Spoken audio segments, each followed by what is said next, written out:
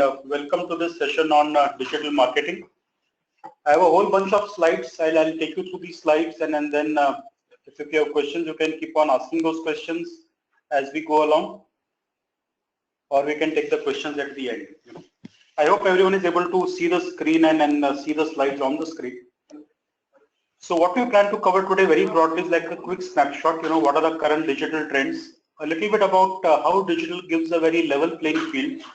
We'll talk a bit about marketing and analytics tool, one part of digital which is hardly understood, and then a little bit about influencers and advocates. That is broadly the agenda we'll try to cover today.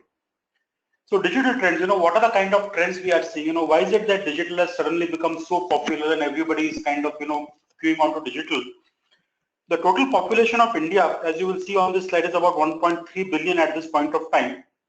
Of whom almost about 462 million people now have access to internet, which means that internet in India has reached a good 35% penetration level. And while in terms of penetration percentage, this may be only 35%, we need to realize that this 35% actually has access to 70% purchase power. So, a lot of purchasing power that Indian consumers have, Indian businesses have, are now completely available on digital. And of this 460 million users, a good 200 million users are very, very active on social media. So this one slide demonstrates why digital is becoming more important. More and more consumers are getting onto digital, more and more brands are getting onto digital, more and more businesses are getting onto digital. What is the frequency of internet use? Almost half of the people who are there on digital or social visit internet on a daily basis, which is a very good frequency. And the balance at least like once a week.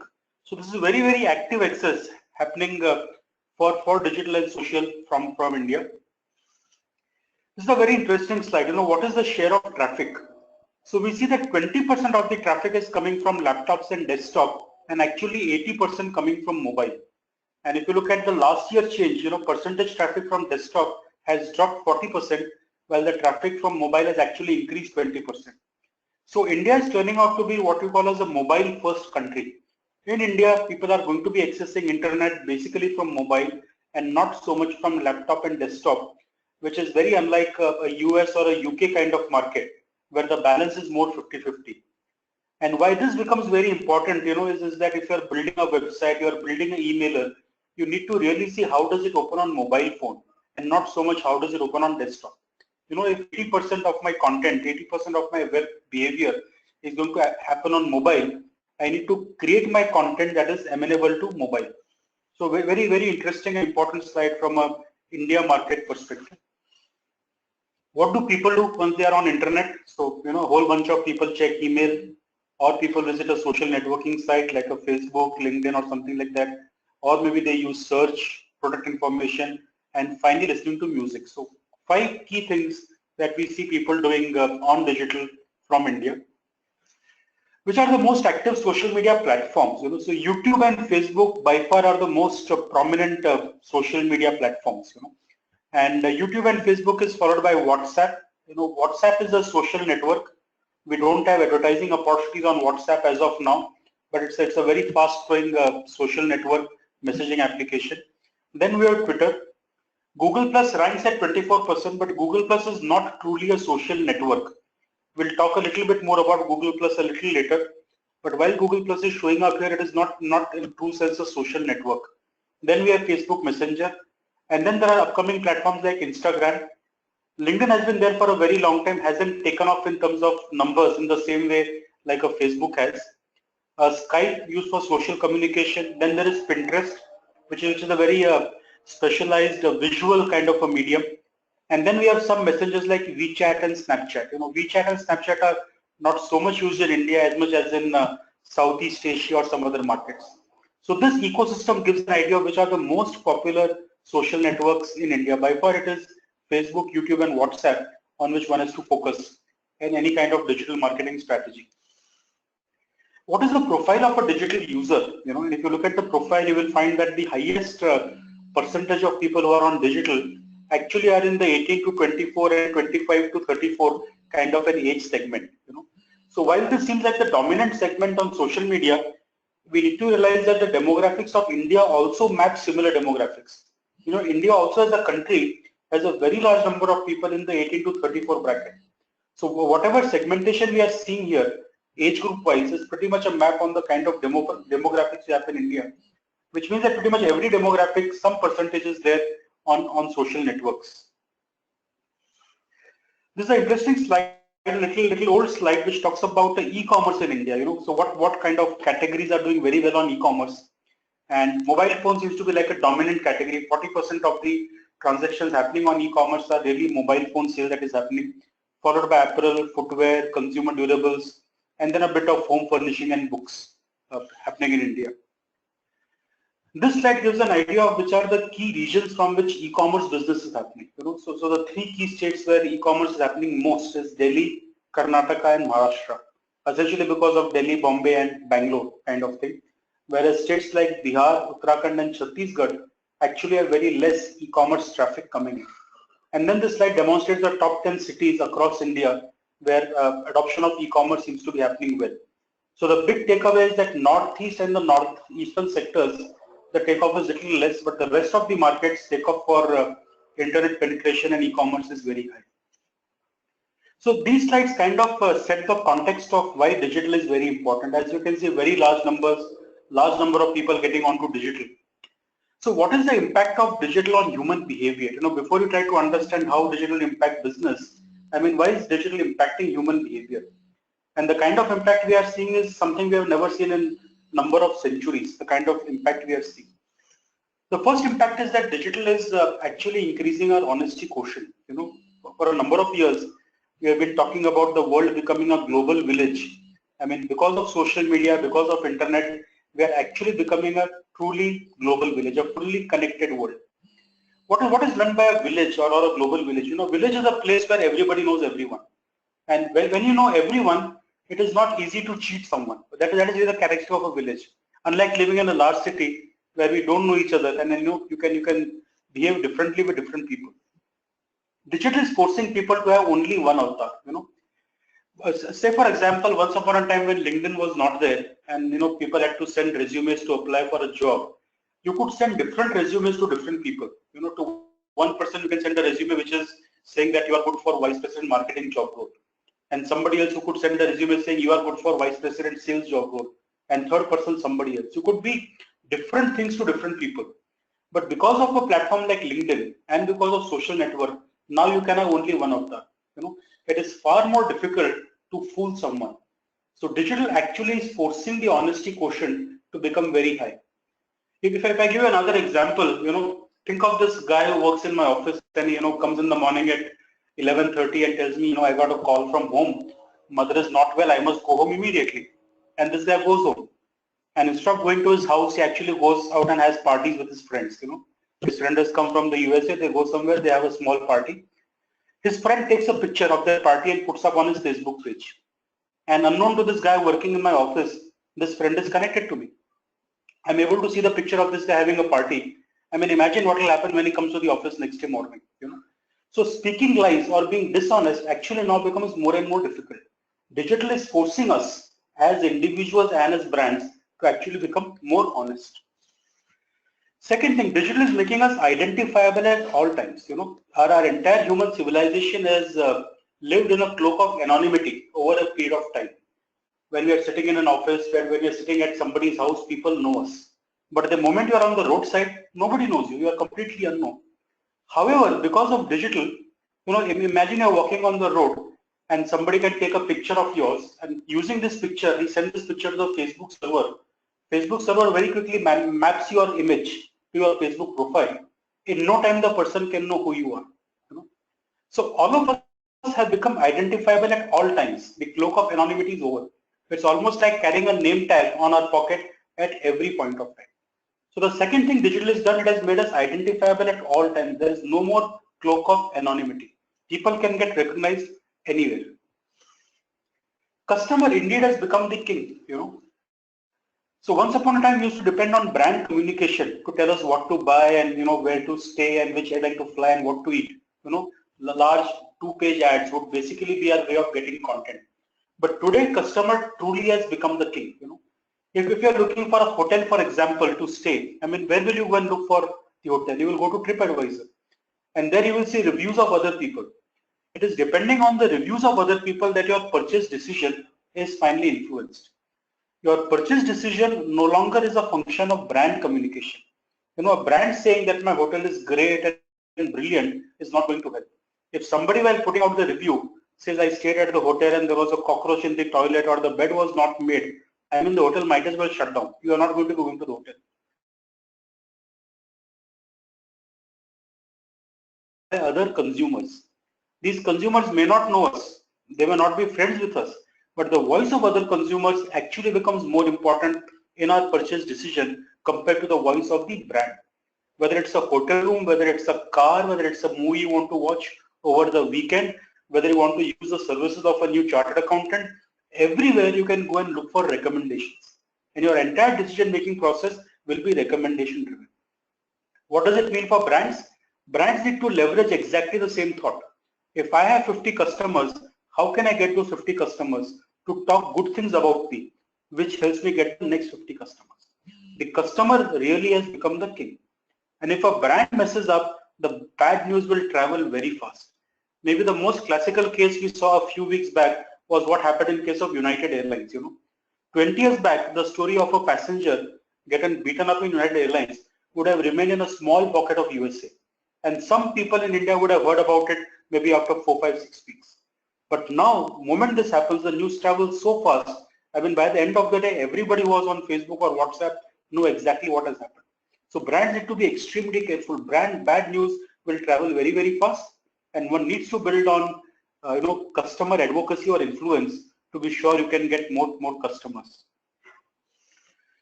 Facebook actually is going to become the new search.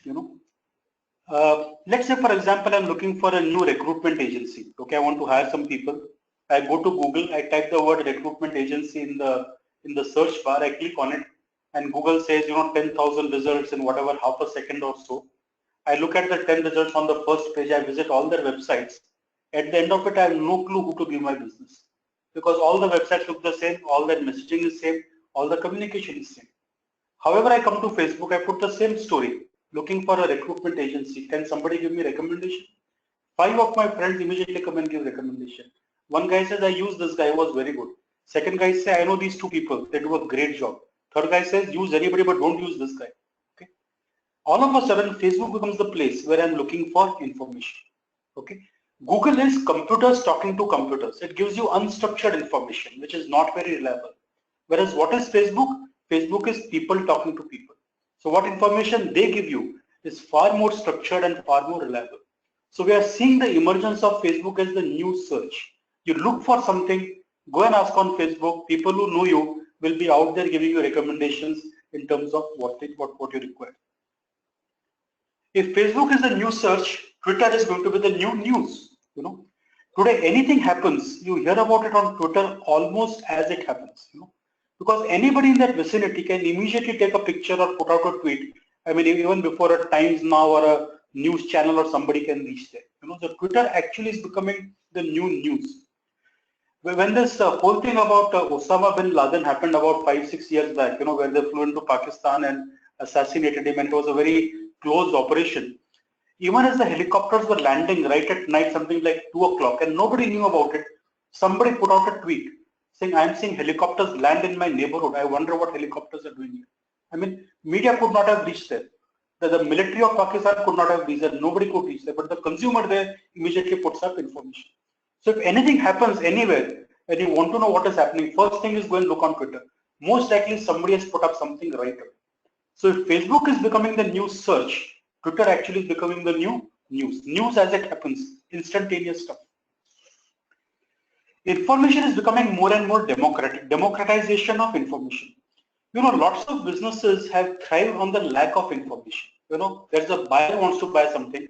There is a seller who wants to sell something. The buyer and seller don't know each other. There's an intermediary who sits in the middle, who basically picks up information from one guy, gives it to the other, transaction happens and he makes a cut. But because of internet, everybody now knows everybody.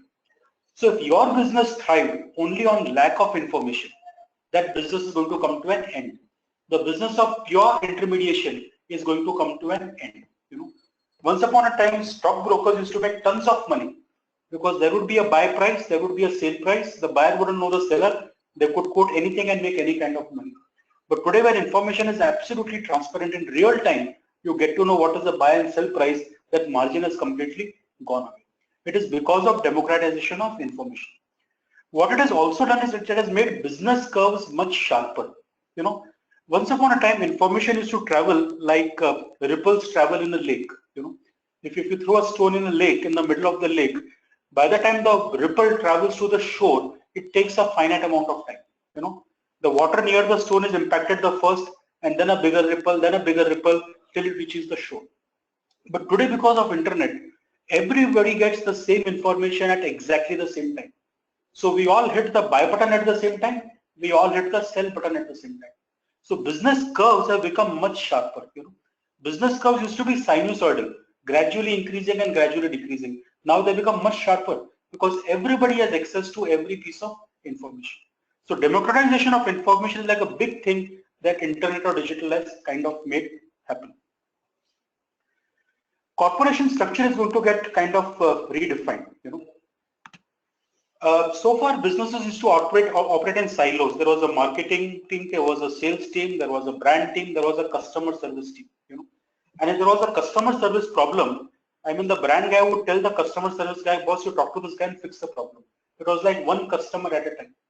But today, because of social media, because of Facebook, because of Twitter, if a customer service problem starts spiraling, it suddenly becomes a brand issue. Say, for example, the same example of United Airlines, where a passenger was beaten up, would have been a customer service issue 20 years back. And if you went and spoke to the brand guy, he will say, boss, I have nothing to do with it. You find a way to figure it out.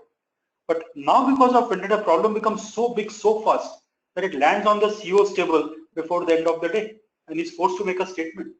So large companies have to start thinking in terms of one group of activity. They can no longer work in silos. A customer service problem is now everybody's problem. So new corporate structures will need to get defined, whether marketing, sales, product development, operations will need to get more tightly integrated than thinking in terms of silos. Finally, the changing role of brand manager. You know, the role of a brand manager now is going to become more like a ATC controller or an air traffic controller. If you have been in the office of the air traffic controller and you see a screen, you know, you'll see a very busy screen with all kinds of dots. There are green dots, red dots, you know, and then these dots are basically planes which are trying to land, you know, and then green dots mean these planes are landing properly, and red dots mean they require help. You know, the role of a brand manager will become similar. It will no longer be a 9-to-5 job, you know, because there are different things happening in different markets at the same time. There is some ATL activity going on in Bombay. There is some digital activity happening in Chennai. There is some BTL activity happening in Calcutta. So multiple things happening at the same time, all around the clock. And brand manager will need to learn to respond to it very fast. You know, a problem that arises on a Friday evening can no longer wait till Monday morning to be solved. If something happens on Friday evening, it needs to be responded on Friday evening. So the role of a brand manager becomes like a ATC controller, where he's constantly watching all brand communication happening and finding a way to ensure that any issues, any gaps, all land very smoothly and safely. And like a 24/7 kind of a job role. And this is the final slide in terms of digital impact on human behavior. The way we look at market segmentation is going to change. You know, the traditional way of market segmentation has been very, very demographic driven. We talk in terms of age, income, geography, and gender. But because of social media, because of platform like Facebook, we'll start thinking in terms of psychographics. You know, say for example, today you want to sell a high value product. Let us say you want to sell a leather bag that costs 50,000 rupees, and then you say I want to market in Bombay, and people will say, okay, maybe Cuff Parade is the right place to market it, or maybe Lokhandwala Andheri is the right place to market it, because we are segmenting the customer based on age, income, and geography. But because of Facebook, it may be possible to say that everybody who watched Bahubali 2, as well as everybody who ate at a given restaurant, is likely to buy this bag. So because of Facebook, you are able to look at a person's interest, attribute, and personality to decide is it likely to be your customer or not. You know, people who read similar kind of books and people who watch similar kind of movies are more likely to have similar behavior compared to people who just live in a similar geography. So market segmentation will change from demographics to actually psychographics. So these were like 9 interesting trends in terms of how digital is redefining human behavior. Let's have a look now at the digital ecosystem. What is the digital ecosystem? If you have any questions, you can please keep on typing in your questions. I'm happy to take the questions as we go along. No issue at all. So what is a digital ecosystem? The heart of a digital ecosystem is a website. Any business who wants to get onto digital needs to have a very, very strong web presence. Your website is your office on the internet. When we take a new office, we spend lakhs of rupees furnishing the office and making it look nice with a great reception and teak wood paneling and air conditioning and great chairs and everything. Why don't we invest the same kind of money while making a website?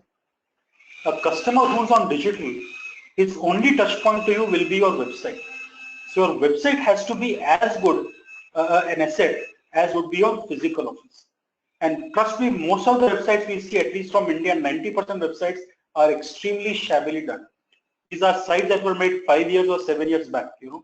Typically, any web build has to be redone every 3 years because of change in technology, because of change in the kind of content consumers are consuming, because of the change in audience behavior. So the most important point, I cannot overemphasize this, is a very strong web presence. Before you start doing something on Google or Facebook or LinkedIn, please go and look at your website. Your website should be a very good website. As an example, I've pulled out the website of a company called Escorts. A lot of you would have heard of the company called Escorts. They basically make tractors. Now, what is interesting of this website? When you hit this website on page 1, you don't see a big picture of a tractor. You see the consumers, we relate more to human faces than to machines. So this whole human visual of a smiling farmer actually gets you started hooked onto the website. So getting this human visual element is very important.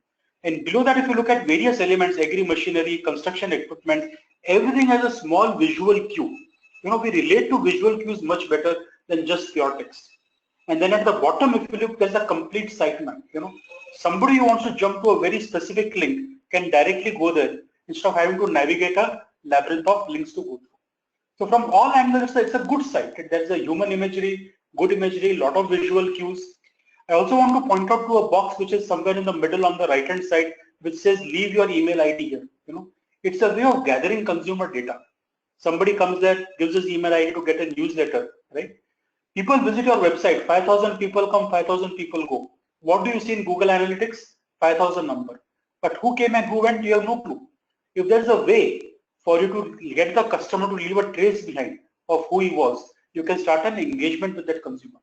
So somebody comes to the website, he looks at the website, he leaves his email ID behind. All of a sudden, Escorts knows that this guy is a potential customer or an employee or whatever it is there and can start an engagement. So any website that we design, we should find a way how can we gather some customer data so we can continue the engagement with that person. Some more facets of digital media. So we heard the term search engine optimization, SEO. SEO is search engine optimization. Essentially, what search engine optimization means is how do we design our web presence so that when somebody goes to Google and looks for products and services which we are able to offer, we show up on the first page of Google. Google is like the big daddy of internet. Everything in this world starts from Google. Anything you want, first thing you load up is Google.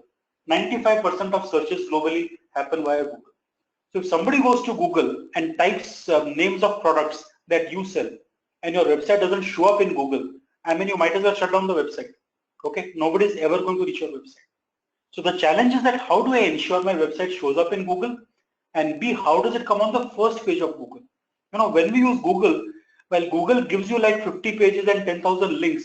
We rarely go to page 2 or 90% journey gets over on page 1, 10% on page 2. 3, 4, 5, nobody has seen those pages. So unless you are coming on page 1 and 2, it's not going to help you. So the challenge is I have a great website. How do I ensure that my website comes up on page 1 and 2 of Google? To make that happen, we have to do what is called as on-site optimization. Google visits websites over a period of time, like every fortnight, every week, it goes and visits every website. And it starts indexing information from the website. When the Google crawler comes to my website, the onus is on me to tell the Google crawler what does my website stand for. Is it a website for apparel? Is it a website for a recruitment agency? Is it a website for computers? What is this website for? This process of telling Google what my website for is called by defining tags. Every page of the website, I can put in tags, meta tags, image tags, title tags. This tells Google what my website is about. So Google in its database will go and index those words to my website name. So next time somebody comes and types one of those words, which I've told Google stands for my website, there is a good chance that my site will come on the first or second page of Google. This process is called as on-site SEO, on-site website optimization, making my website user-friendly. The second process is called as off-site process. To decide which site should come on page 1 or 2 of Google, Google follows multiple parameters. One parameter, obviously, to go to the website and look at these meta tags. The second thing, Google also looks for how popular is the website. If there are a lot of other websites which are linking back to my website, Google automatically thinks that my site must be a popular site, it will give it a higher ranking. If there are very few sites who link back to me, Google will think it's not a very popular website, my ranking will be lower. So this process of getting other websites to link back to me, getting them to create content and linking back to me is called as the off-site process. So search engine optimization has two characteristics. There is an on-site process, there is the off-site process. Both are equally important to be sure that my site gets indexed in Google. One thing to keep in mind is that search engine optimization is a long-term process. If you start the process today, you should not expect results tomorrow or day after. It could easily take 6 months before your site actually starts getting indexed by Google. The second thing to keep in mind is that search engine optimization is a cat and a mouse game. Right? There are 50 brands. They all want to be on the first page. Google shows only 10 on the first page. So you have to keep on optimizing constantly. Competition will also keep on doing constantly. Whoever does better will keep showing up on the first page of Google. Okay. So that part is the search engine optimization part. Long-term process, important process, doesn't show immediate results, and you require expertise to run this process of search engine optimization. So this is really what search engine optimization does. You go to Google, you type the word textile machinery. Are you showing up on the first page? If you are showing up, that means most likely your optimization has happened well. Search engine optimization. Let's look at the second facet of digital media, and this is called search engine marketing. So once upon a time, when you went to Google, they used to show you results in two columns, the left-hand side and the right-hand side. The right-hand side results actually were ads. The small boxes that we saw on right-hand side, they were all paid ads.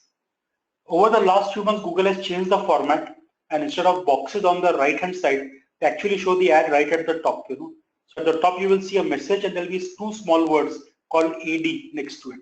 This means it's an ad. Ad means this is something that has been paid for. Somebody has paid money to Google to be sure that that listing is coming right at top. This process is called as search engine marketing. So how is search engine marketing done? We can go to Google. There's a link called Advertise with Google, and I will show you how the link works. You can go and create an ad yourself. You can go and type a small ad, create the ad yourself.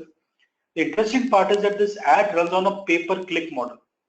You do not pay Google money for just showing the ad. If Google shows the ad and somebody doesn't click on the ad, you do not pay anything. It's only when somebody clicks on the ad that money gets paid to Google. And then how much money to pay? It's a bidding model. So you need to bid for a keyword based on the amount of money you have bid. If somebody clicks and comes to your website, Google gets paid.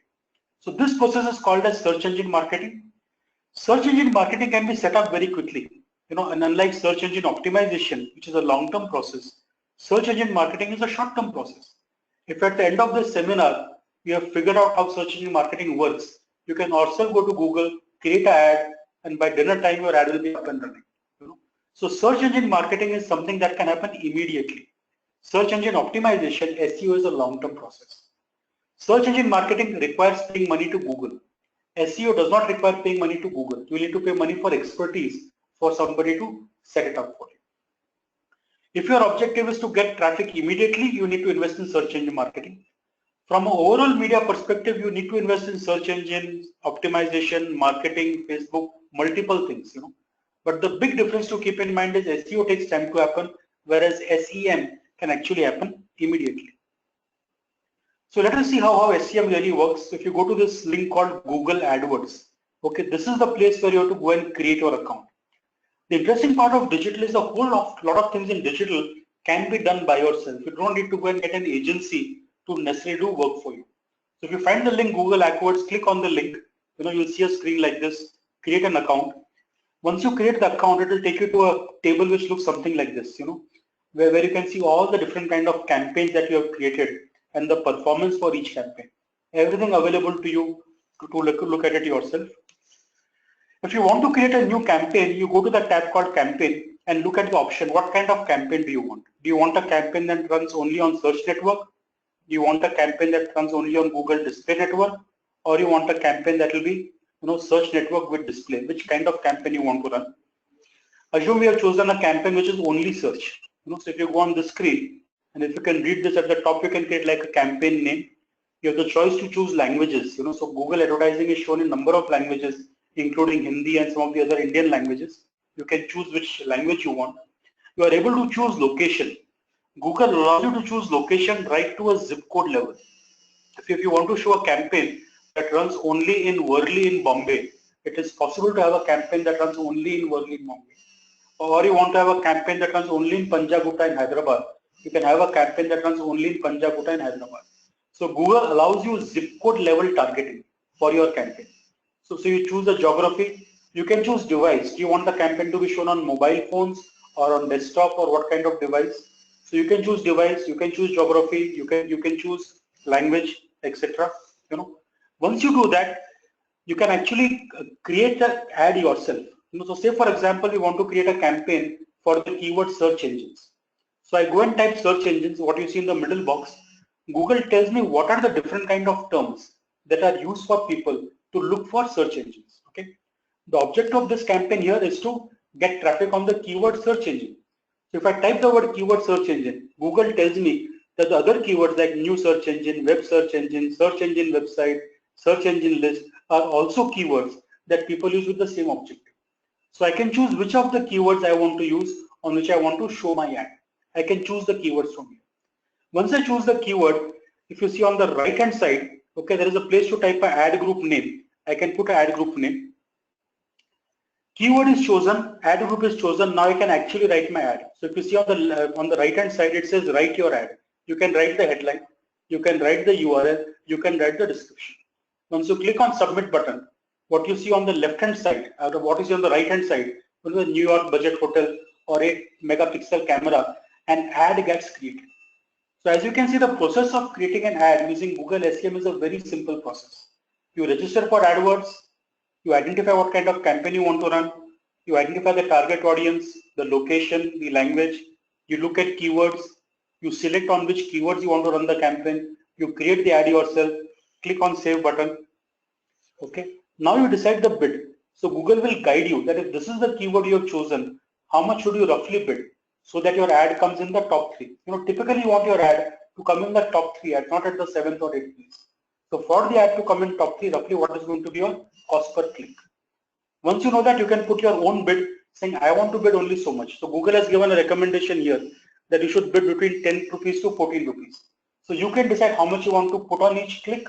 Plus you can also decide like a daily budget that in a day I don't want to spend more than so much money. Okay, once you do that and you finish the campaign, you put in your credit card information, your campaign starts running. So assume we have created a campaign where our daily budget is 100 rupees and we are saying maximum cost per click should be 10 rupees. So Google will keep showing the ad till you get maximum 10 clicks. You get 10 clicks, budget is exhausted, Google will stop the ad. So as we can see, the whole SEM model is actually very, very easy to run, and then Google allows you very deep targeting to be sure you can reach out to the right kind of target audience in the right fashion. Just like Google has the entire search network, Google also has a display network called the Google Display Network. What is Google Display Network? There are tons and tons of websites. Google has gone and tied up with a lot of these websites. Once I create an ad on a Google Display Network, this ad automatically gets shown on all these various websites across various places. Any problem? Disturbance?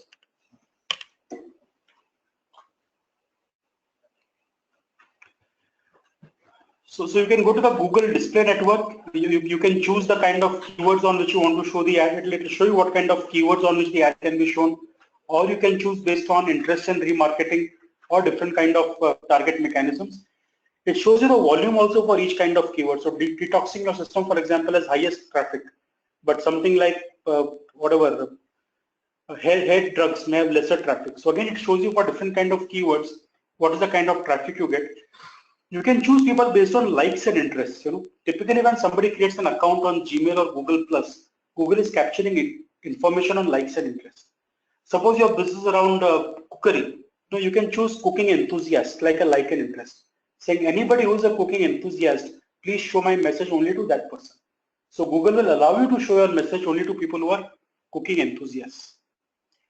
Then you can specifically identify sites where you want to place your ad. You can say these are the 20 sites if it is there in the network where I want to place the ad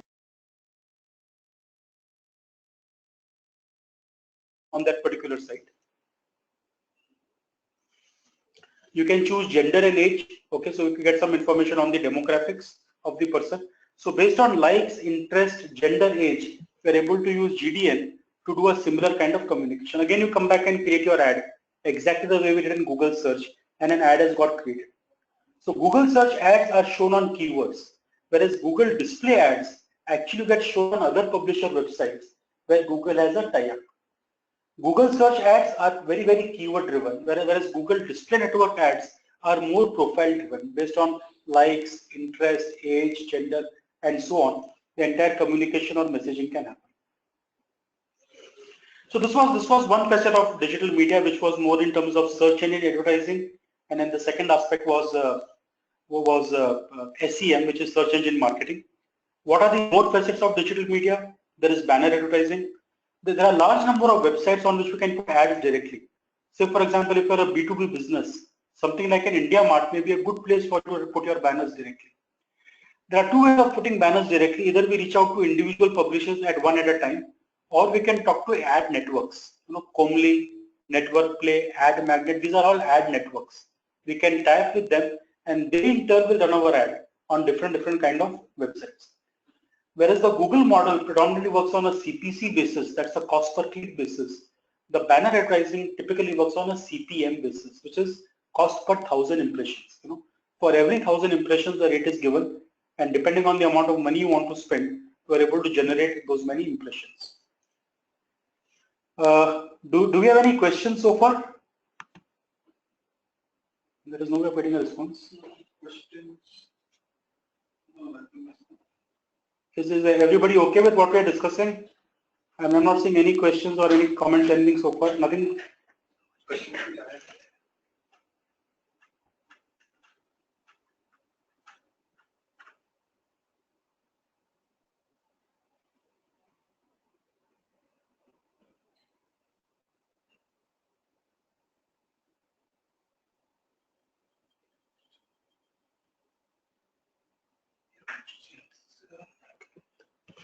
Okay, we're just looking at some questions. No questions.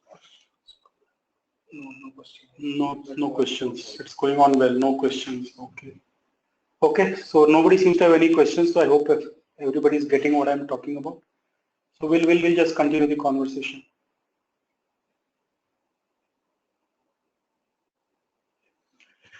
Okay. The next facet of e-business actually is e-commerce, and we are reading so much about Flipkart and Snapdeal and Amazon nowadays. E-commerce obviously has come of age in India, and a large number of transactions happen on e-commerce. The only guidance I have in case of e-commerce is, if you're a small business or a medium business, don't try to create your own e-commerce site. It's going to be very difficult for you to get traffic. It is actually good to tie up with a Flipkart or a Snapdeal or Amazon and put your products there. It's just like a mall kind of a concept. If you open your own store in some area, you need to find out how to get footfalls. But if you go and put your store in a mall already has footfalls. So it becomes easier to get traffic. So if you are a small business, first try to focus by putting your products, with a Flipkart, Snapdeal, Amazon or somebody, start building traction, start building some business, and then focus on your own e-commerce website. So I generally don't encourage small businesses to jump into e-commerce right away. I would rather that they work with one of the existing players and then make something happen. The second comment is, if you look at the e-commerce world, there are horizontal players. Flipkart, Snapdeal, Amazon are horizontal players. They do like everything, you know, right from a, what shall I say, like a needle to a whatever truck or something. They will try to sell everything. These are horizontal players.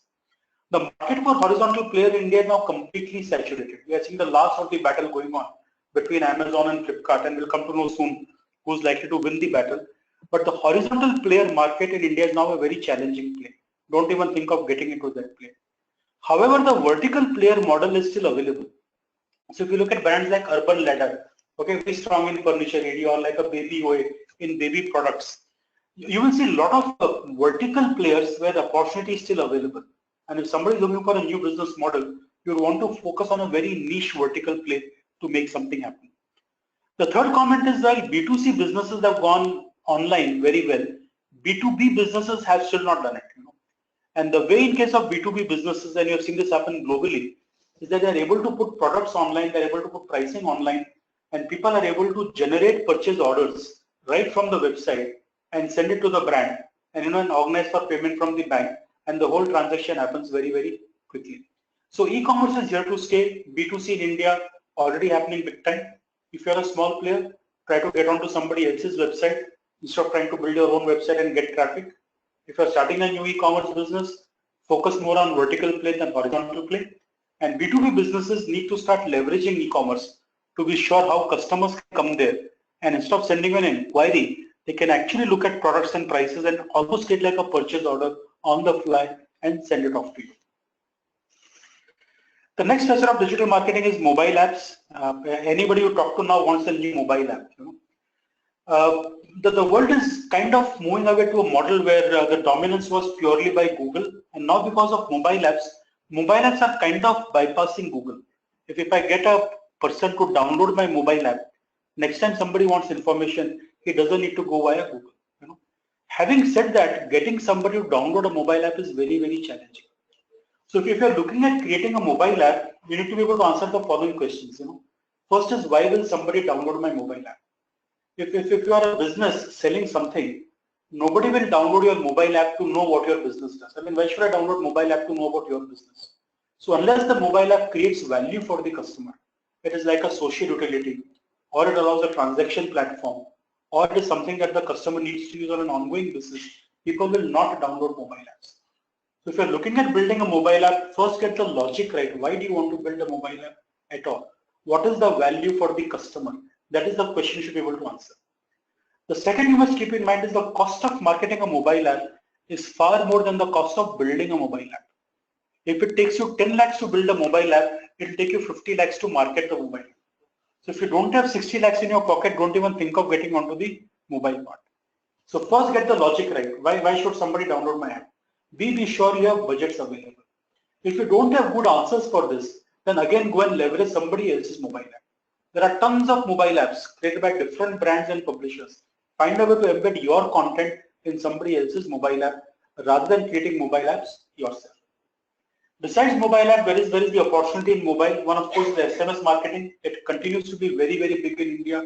The regions which are, what shall I say, smartphone blind, typically depend on SMS marketing. And now we are seeing advertising on mobile becoming very interesting. Because mobile gives you a lot of profiling information of the consumer, and it gives you location-based information. If you marry the two, you are able to make very interesting communication to a customer. I mean, imagine a customer has gone to a theater to watch a movie. I mean, right in the middle of the movie, you can tell the guy to buy a popcorn in the break because you know exactly where the person is located. Or if somebody is in a mall, at a lunchtime, you can send a message asking the guy to visit your restaurant and eat food because you know exactly where the person is located. So the big advantage of mobile is knowing the profile of the person and knowing the location. And if you can map these two things and have a great message out, you see great ROI on your investment. Let's look at social networks. So the mother of all social networks, Facebook. Facebook is now like a social utility. It's like roti, kapda, makan, or Facebook. I mean, if you're not on Facebook, you don't exist on this planet. Everybody is now on Facebook. At last count, Facebook had close to 2 billion active users. India has in excess of 200 million users on Facebook. India is the second largest country of Facebook users after the US, and probably very soon will probably become the largest user of Facebook. How do businesses use Facebook? So Facebook also allows you very interesting targeting opportunities. Facebook is no longer about community building. 5 years back or 9 years back when Facebook started, it was all about building a community. Let me start a page. Let me get similar people together. Let me show them some communication. But over the last 3-4 years, Facebook has completely killed the algorithm. So you do not need to invest any more money buying fans. There is no more concept of fans. Don't spend money trying to get fans on Facebook. Okay, Facebook has become like television. It has become like the largest digital broadcast medium. How does television work? Make a great content, give one of the TV channels money, they will show your content. So you go to a producer, he makes a TV commercial for you. You go to a Zee TV or a Star TV, give them money, they will show the ad to people. Facebook works exactly in the same fashion. You need to create fabulous content, whether it's video content, imagery, infographic, and then you need to give money to Facebook each time to ensure that your content reaches a number of people. If you're going to be posting your content without promoting the content, without giving money to Facebook, only you and your agency are the two people who will be seeing the content. That message will not reach anybody at all. So it's very important to understand how Facebook has kind of changed its algorithm from being community building and gathering fans and getting like-minded people to becoming like digital TV. Great content, put money behind the content, and you can reach out to a number of people. The interesting part of Facebook is very, very deep targeting. That is probably the most brilliant part of Facebook. It allows you such deep targeting that you can actually relate your business very well to this kind of targeting. So how do you start the advertising on Facebook? The first step is to create a campaign. So Facebook gives you options that what kind of campaign do you want? Do you want to boost post? Do you want to promote your page? Do you want to send people to your website? Do you want to get app installed? Is there an event you are doing? Is there an offer you want to put out? So to choose one of the objectives to build your campaign. Once you choose the objective, obviously you have to create an account. So India, whatever, Indian currency and so on. Then Facebook allows you brilliant targeting options. And here you are seeing some of the options, for example.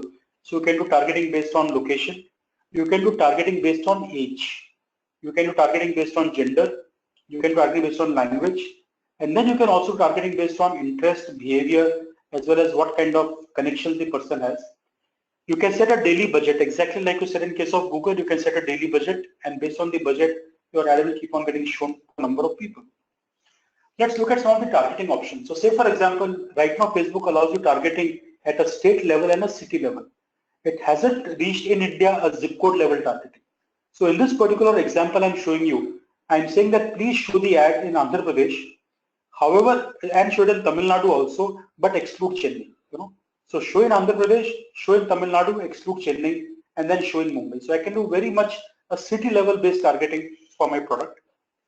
The second level targeting is interest. Is this person, interested in what kind of relationships? Men, women, unspecified. The person I want to target, what kind of relationship is the person interested in? What is the person's current relationship status? Is he single? Is he married? Or is he in a relationship? So say for example, if you want to sell something for Valentine's Day, in a relationship is a great place to target. You can say I want to target all people in the age group 18 to 25 who live in Colaba who are in a relationship, because you have a flower shop in Colaba. It gives you complete bang on kind of targeting.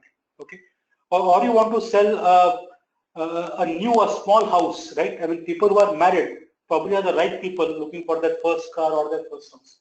So depending on relationship status, you can choose the right kind of TG to target. You can target based on companies and job titles.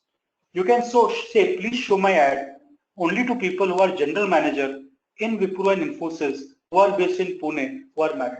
So if you're able to understand your product and identify really who's your consumer, look at the deep level of targeting. And then from where does Facebook get this information?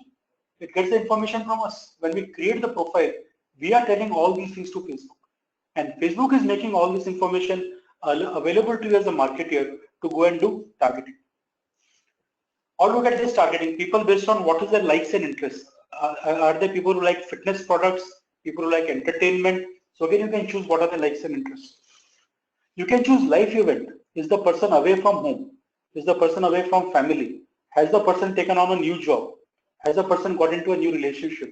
Has he been engaged for just 1 year? All this data, all these parameters for targeting are available in Facebook.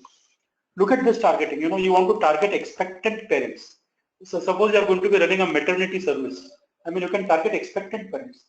You want to be selling products for young children like diapers. You can target parents who have a child in the age group 0 to 3.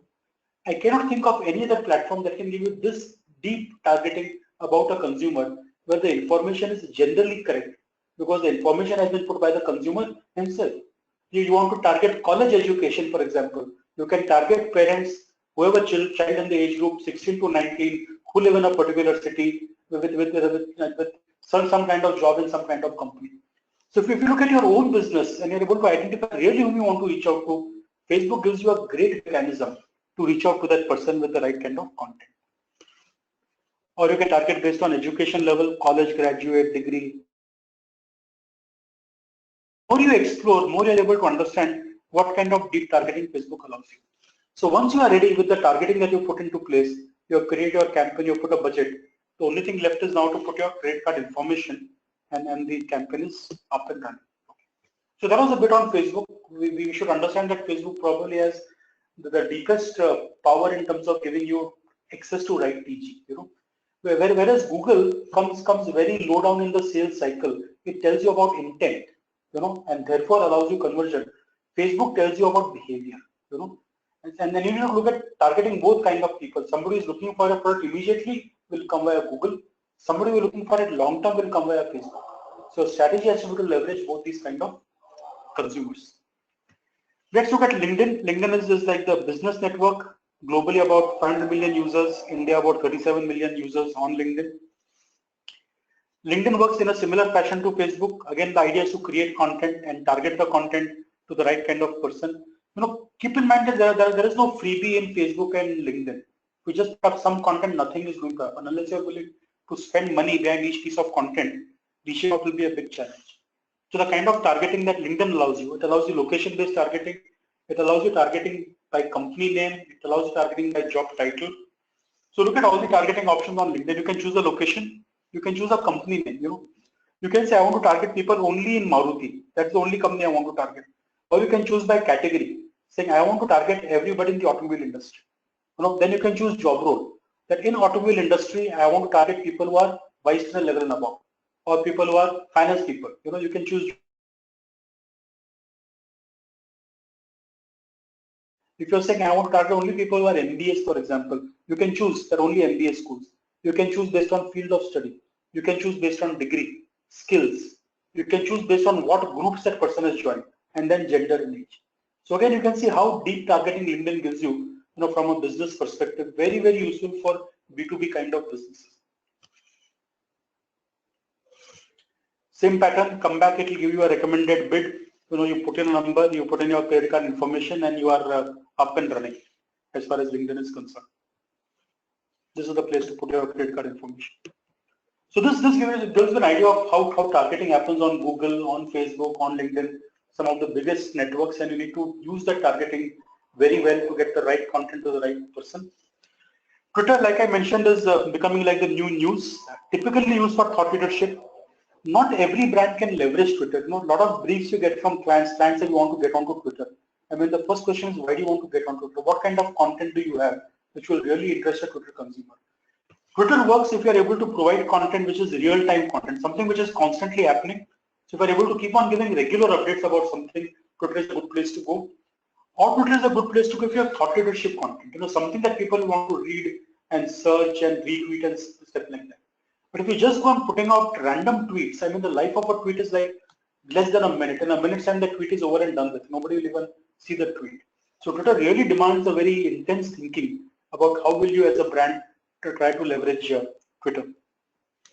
Then there is Google Plus, and then like I mentioned to you, Google has been trying to get into Facebook space for a very long time, and they've kept on failing at their multiple attempts. I think once upon a time there used to be a network called Orkut owned by Google, which was like the precursor to Facebook, and then Orkut shut down, and then Facebook tried to create Google Plus. Now the unfortunate part is nobody goes to Google Plus as a social network. I mean, I've not been to Google Plus in the last so many months. However, brands need to create a page on Google Plus simply because it gives you better ranking in SEO. Google says that if you have a page on Google Plus, when it comes to search engine ranking, I will give you a brownie point. So brands need to create a page and just keep the page alive on Google Plus so that you get your brownie points when it comes to search engine ranking. Is it an engagement platform? Answer is no. Nobody goes to Google Plus, nobody will share content, nobody will comment, nothing will happen. But you require Google Plus just to ensure your SEO ranking is intact. Then there is Instagram. This is like a huge and fastly emerging platform, mostly visual communication. Instagram is a part of the Facebook network. Facebook paid close to about what 19 or some such $1 billion to buy Instagram. Instagram has become very, very popular with the young generation. So if you're in the 16 to whatever 20 generation, I mean, a lot of these guys are not even on Facebook. They're actually on Instagram. You know, we have seen Instagram work very well when it comes to influencers. If you can identify category influencers on Instagram and get them to create content for you, then Instagram kind of works quite well. You know, but Instagram functioning is quite similar to Facebook, except that it's very, very visual kind of content and allows you lots of filters to do all kinds of interesting stuff on Instagram. So this was a bit of an understanding of the digital ecosystem. You know, what we have covered so far really is what are the digital trends in India, why has digital become so big. We looked at the impact of human behavior on digital, and we looked at the different kind of digital platforms and what we can do with those platforms. You know, now let's move on to the next part of our discussion, which is in terms of social listening. You know, lot of people keep talking of social communication, but social media also allows you an opportunity to listen to what people are saying. You know, for the first time in the history of Brandkind, you can listen in real time to what are people talking about your brand or about competition brand. And you can use that knowledge to actually plan your communication engagement. Radian6 is a very well-known social media listening tool from Salesforce, like a global standard for social listening. So how does social listening help? It helps in customer relationship management, sentiment understanding, PR crisis, generating sales opportunities, and business intelligence. Customer relationship management, you know, typically today any customer who's upset, he will go and put out something on social media or Facebook. You know, a customer will try to reach out to you on email, he will call up. If he doesn't get a response, he vents his frustration by going on a Twitter or a Facebook and putting out some kind of a content. So here if you see this example where somebody has put out a content against a telco brand, saying I'm owner of this car, something has happened, I'm not getting information. It is the job of the brand to be able to pick up all these conversations and respond to these conversations. So a social media listening tool works just like Google. You know, just like you have keywords, and based on keywords, Google picks up links and shows out. Similarly, in a social media listening tool, you can put keywords. Based on keywords, this tool will go and scan all social networks, Facebook, YouTube, Twitter, you know, every content which is in the public domain and show it to the person in a certain format. And once it is there, you can actually respond. So social listening becomes very important from a complaint management. If you are a brand, a telco brand, a hospitality brand, an airline brand, you know, a retail brand, anywhere people do a lot of conversation, it's extremely important that if somebody has put up something negative, you need to pick it up and find a way to respond to it. If somebody has put up something positive, find a way to retweet it or engage with the person and build advocacy for you. So the first benefit of social listening is customer relationship management. The second is understanding brand sentiment. You know, how is my brand doing with respect to competition brand? Say, for example, this is a little dated report about comparing two airlines, Indigo Airlines versus Kingfisher. So over a period of a month, we went and saw all conversations about Indigo and all about Kingfisher. We picked up these conversations, first we bucketed them, which are the positive, which are the neutral, which are the negative. Once this bucketing happened, we do a second level of bucketing. Is it about feedback? Is it about customer service? Is it about punctuality? And to identify really where were the challenges. And if you look at the challenges at that point of time for Indigo Airlines, the challenge was in terms of booking and customer care. A lot of negative conversation around booking and customer care. Whereas Kingfisher had a lot of challenges on punctuality.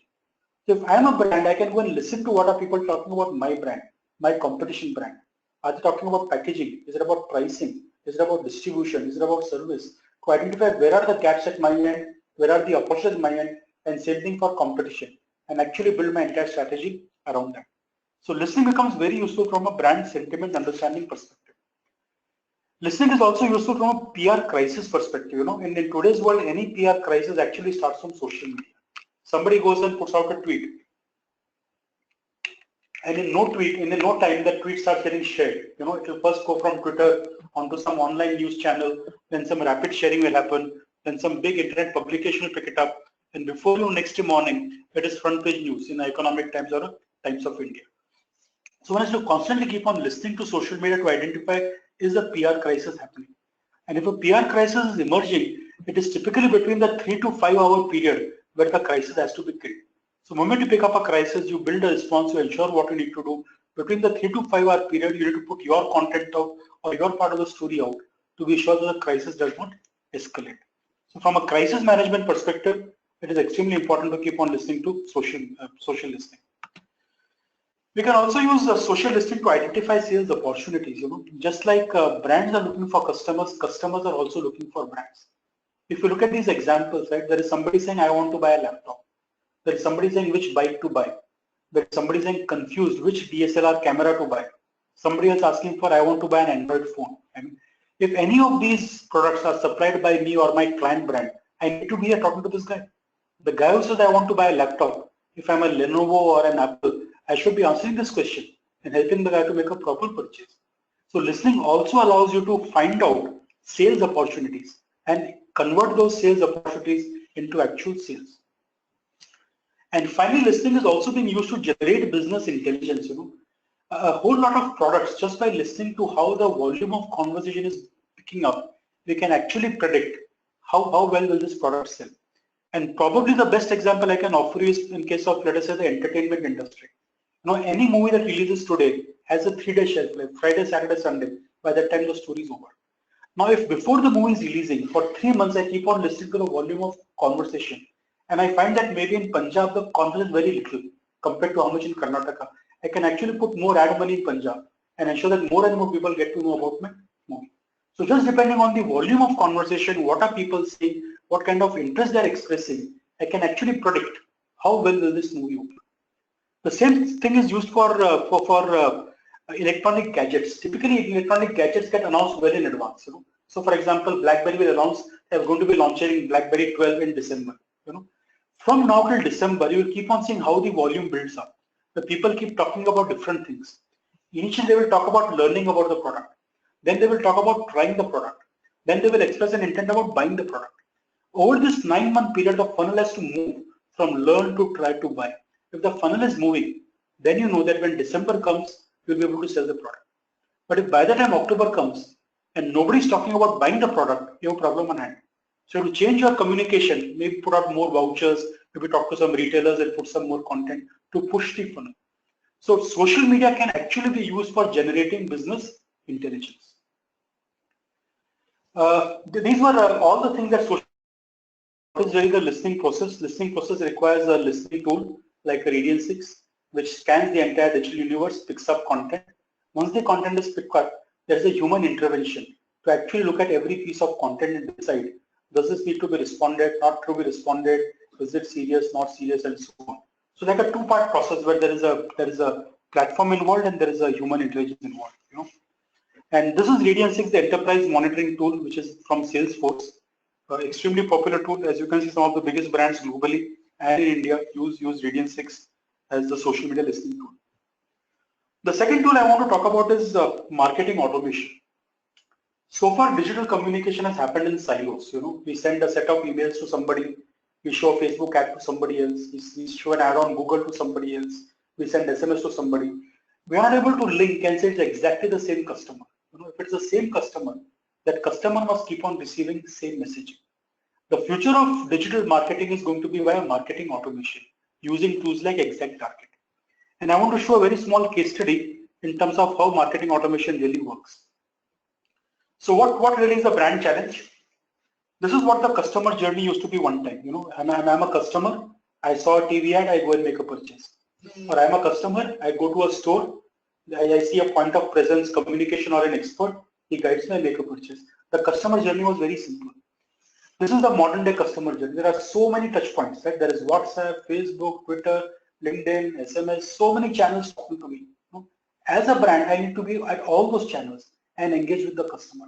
How do I manage the customer expectation and how do I ensure consistent communication for the customer? That is the brand challenge. So the challenge is this: how do I get an integrated view of the customer? If the customer comes to my website and sees a few pages and then he calls up my call center, how does the call center guy come to know which pages this guy watched on my website? So you can start talking exactly the same language. or the person comes and sees 3 pages on my website, can I send him an email tomorrow based on the content of the 3 pages he saw? You know, and if you see brands like Amazon, but if you go to Amazon and you browse 3 pages without buying anything, after 4 days you'll get a mail which carries content similar to the pages you watched, telling you, do you want to buy something? You know, this is marketing automation. Being able to link customer behavior across multiple channels and being able to communicate back at scale is the challenge that brands have. What is the opportunity for brands? I want to give 2 examples for an opportunity. You know, I have this credit card from a very large banking company. I've had this card for the last 15 years. Every week I get an email from the bank saying, do you want EMI? For last 15 years, I have not taken EMI. For the next 15 years, I will not take an EMI. But they continue sending the same communication. This credit card company has so much data about me. They know the places I travel. They know the kind of hotels I stay. They know what I buy. Can they not personalize the communication on a monthly basis? Telling me that this is what you've been doing last month. These are some places you may want to visit. If they are able to tailor their communication to my requirement, my chance of using that card actually increases. Or take the example of a retail store, right?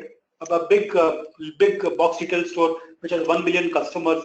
They send a mail on Diwali. Everybody gets exactly the same mail.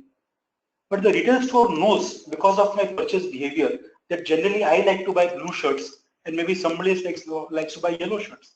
When the mail comes to me, the same mail should contain a blue shirt for me and for my friend a yellow shirt, right?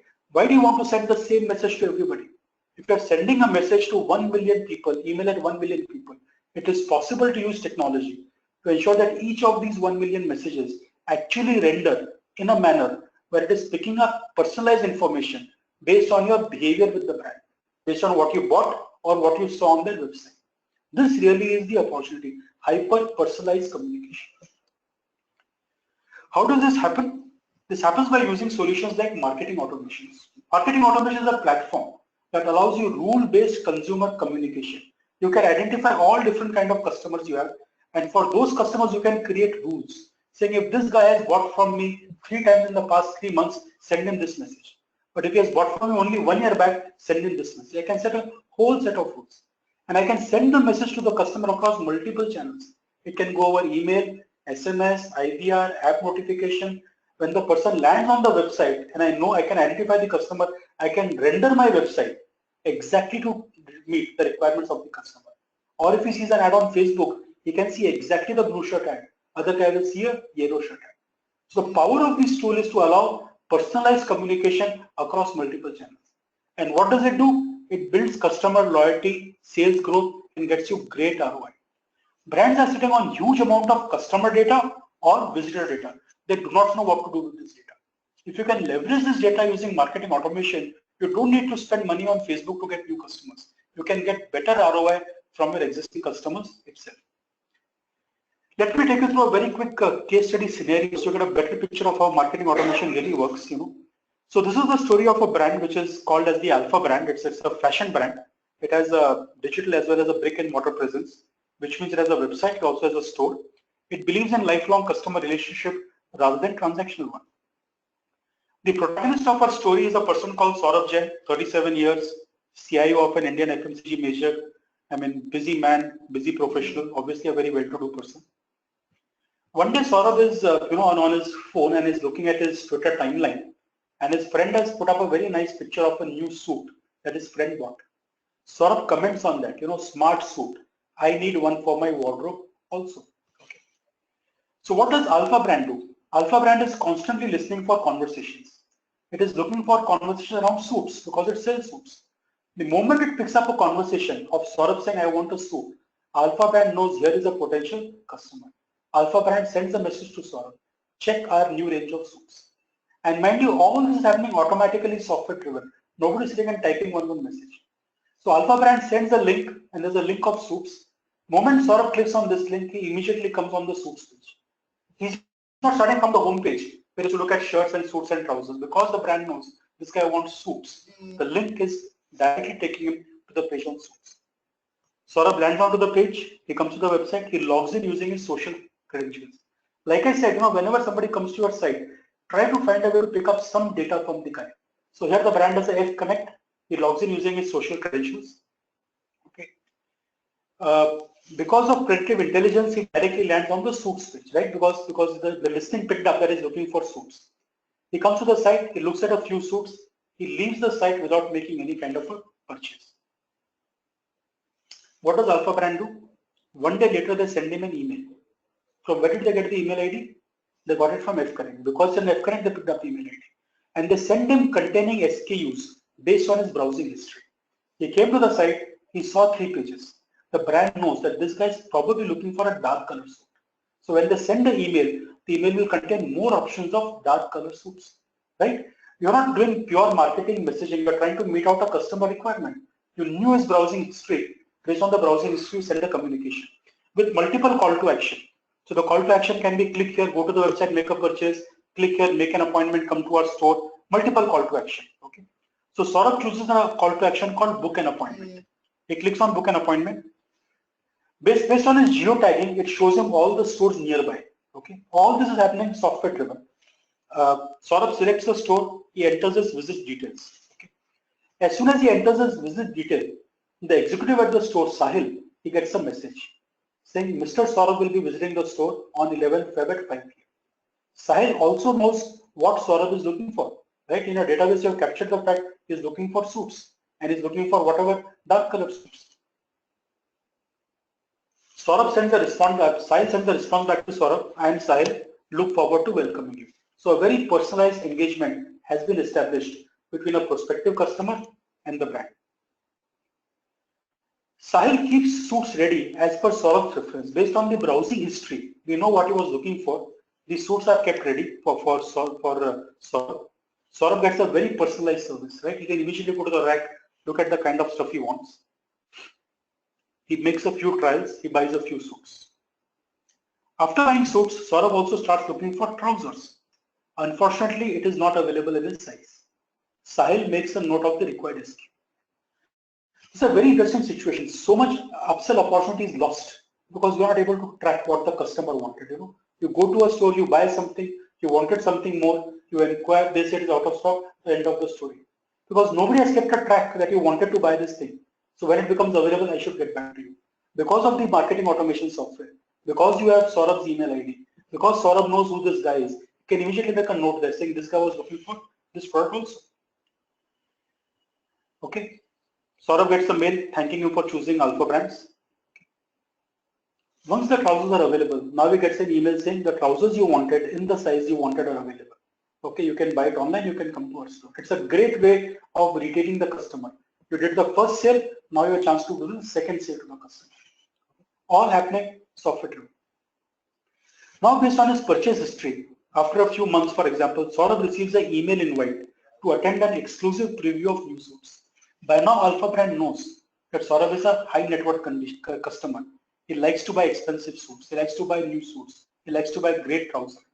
Alpha Brand is having a preview. They send an email to him. Mind you, this is not a sales communication. It's not about come and buy something. It's a communication about inviting and engaging with the customer. Okay. So it is 2 days. Saurabh has not opened the mail. Right? Mail is gone. Saurabh has not opened the mail. Now the software knows the mail is not open, right? The moment you open mail, notification goes back saying mail is open. So what happens? Saurabh can receive an SMS on his phone saying we had sent you an invitation to come for our suit collection. Maybe you have missed the invitation. Why don't you click on it, and if you want, come for the collection. Mind you, this is again not like a sale kind of a mail. We are engaging with the customer on something the customer is interested in. And as brands, we have forgotten the art of doing conversation. We only focus on sales. The moment you go to Flipkart and buy a phone, after 3 days you will get a mail. Do you want to buy a Gorilla Glass? Do you want to buy a cover? Abhi to phone kharida, abhi aur kuch kharidna. The brand doesn't know how to do conversation. After I buy a phone, the brand should come back and say, here are 3 apps for you. Use those apps. After it should come back and say, how was the performance of your phone? Okay, these are the kind of things you need to do to keep maintenance. This conversation is what brands don't know how to do. So here a conversation is happening. An invitation has been sent for suit collection. He has not seen the mail, he gets an SMS. Assume he does not see the mail and doesn't respond to the SMS. It is possible to show Saurabh an ad on his Facebook page. Right? Facebook page allows you custom audience.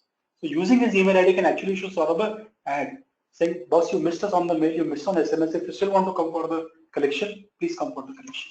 So a retention strategy has been built up. And then of course, on a regular basis, you keep on sending sort of communication like, tips of how to maintain a suit or new things you like. So brand has learned sort of preferences, and based on its customized preference, messaging is going out.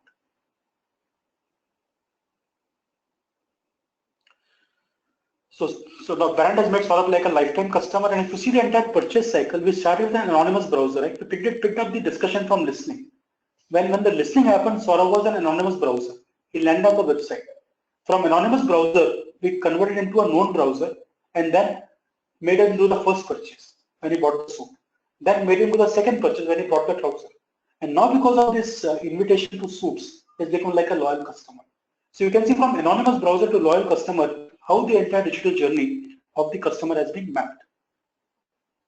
This really was a journey Saurav took from listening to mail to social connect to coming on the website, visiting the store, SMS reminder, then a promotional mail going out, then showing an ad on his Facebook page, okay, and newsletter. It was one journey for him. Okay, the journey could have been completely different. From social listening, we could have taken him to a social ad directly. From a social ad, could have taken him to a website. From the website to a promotional mail, to a store visit, to an SMS reminder. So different paths for customers can get created. Maybe a different customer like Navi has a completely different path. So really what marketing automation allows you, it allows you to create these assets. It allows you to create different customer journeys, depending on how you foresee the behavior of the customer and actually engage with the customer one-on-one. This is the future of digital communication. Marketing automation to get better ROI from your customer, to get a single view of the customer and deliver personalized experience. We come to the last two slides of our presentation. I'll talk a little bit about influencers and advocates. These are extremely important when it comes to digital engagement or communication. Who are influencers? Influencers typically are people who are celebrities, right? Bollywood celebrities, sports celebrities, or nowadays you have a concept called pocket celebrities.